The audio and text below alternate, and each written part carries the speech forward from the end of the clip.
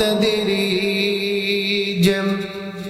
दिल जिंदा बेदार अगर हो तो तदरीज बंदे को आतू करते दिश बेनगरार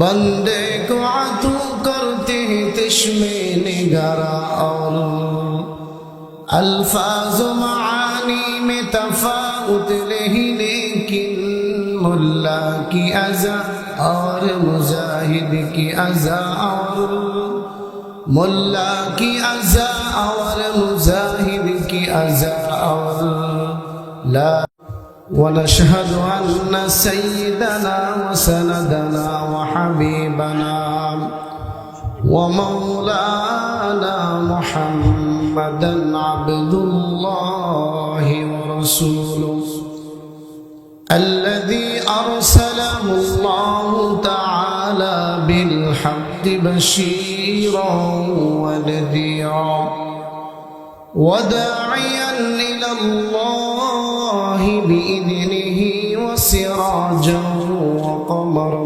منيرا أما بعد فأعوذ بالله من الشيطان الرجيم بسم الله الرحمن الرحيم إن أكرمكم عند الله أتقاكم إن الله عليم خبير وقال رسول الله صلى الله عليه وسلم من أكرم الناس قال أتقاهم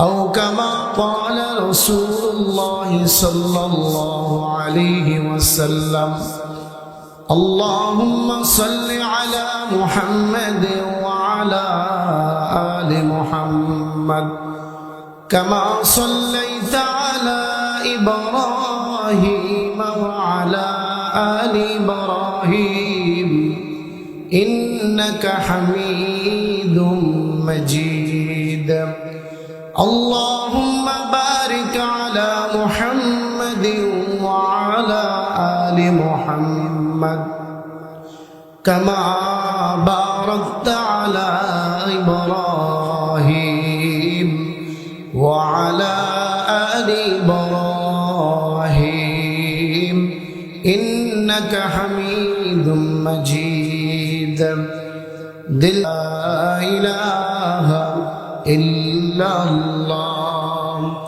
لا إله إلا الله لا إله إلا الله لا إله إلا الله محمد رسول الله صلى الله عليه وسلم الحمد لله মুআজ্জাজ মুহতারাম সময় অত্যন্ত সংক্ষিপ্ত আজকের মাহফিলের সফলতা কামনা করি আয়াত এবং হাদিসের মধ্য থেকে 2-4 মিনিট কথা বলে শেষ করে দেব ইনশাআল্লাহ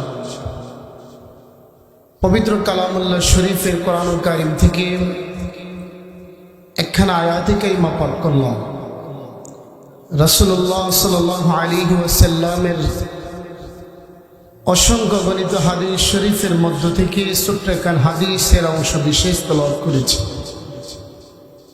আয়াত এবং হাদিসের মধ্য থেকে যে কথাগুলো আপনাদের সম্মুখে তুলে ধরার বিষয় সেটা পরিশেষে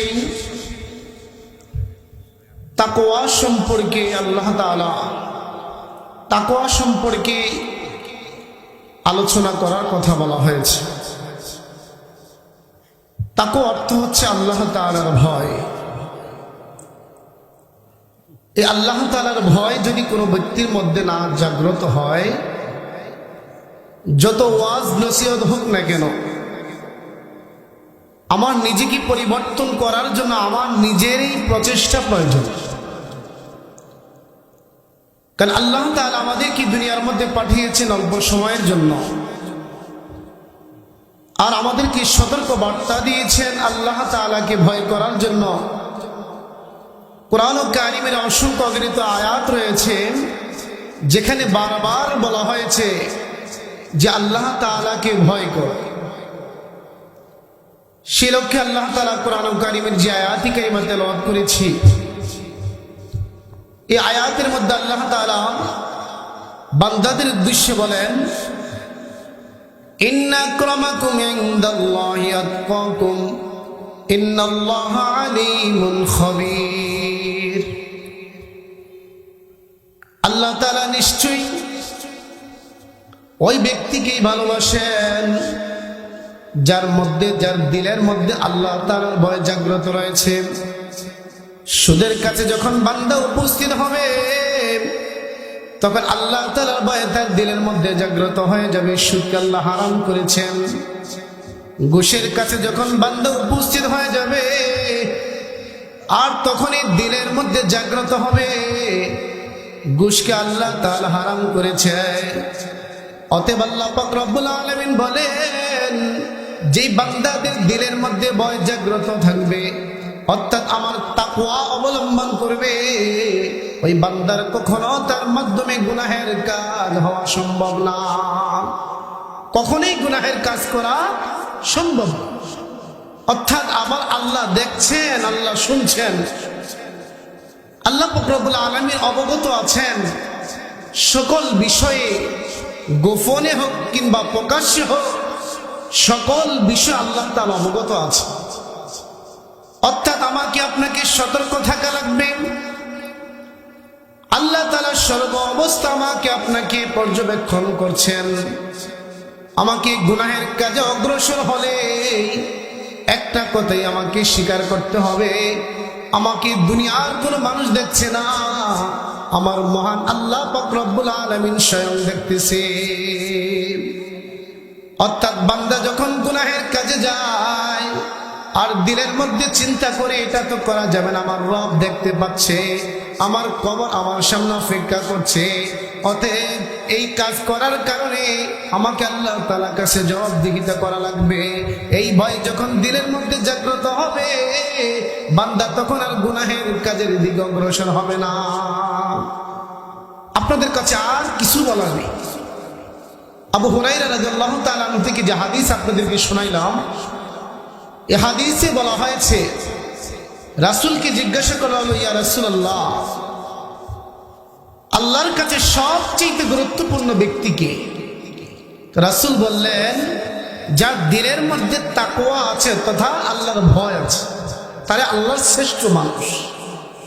তাৎপ্রিয় ভাইরা আমার, কথা এখানেই শেষ, কথা বলার আর প্রয়োজন নাই। আমার দিলের মধ্যে আল্লাহর ভয়, কবর আযাবের ভয়, পরকালের কিয়ামতের ভয় যদি আমার দিলের মধ্যে জাগ্রত থাকে, আমি হন কিংবা আপনি হন, আমাদের মাধ্যমে কোনো গুনাহের কাজ হবে না ইনশাআল্লাহ। আল্লাহ তাআলা এই অল্প সংক্ষিপ্ত কথার আলোকে সবাইকে আমল করার তৌফিক দান করুন।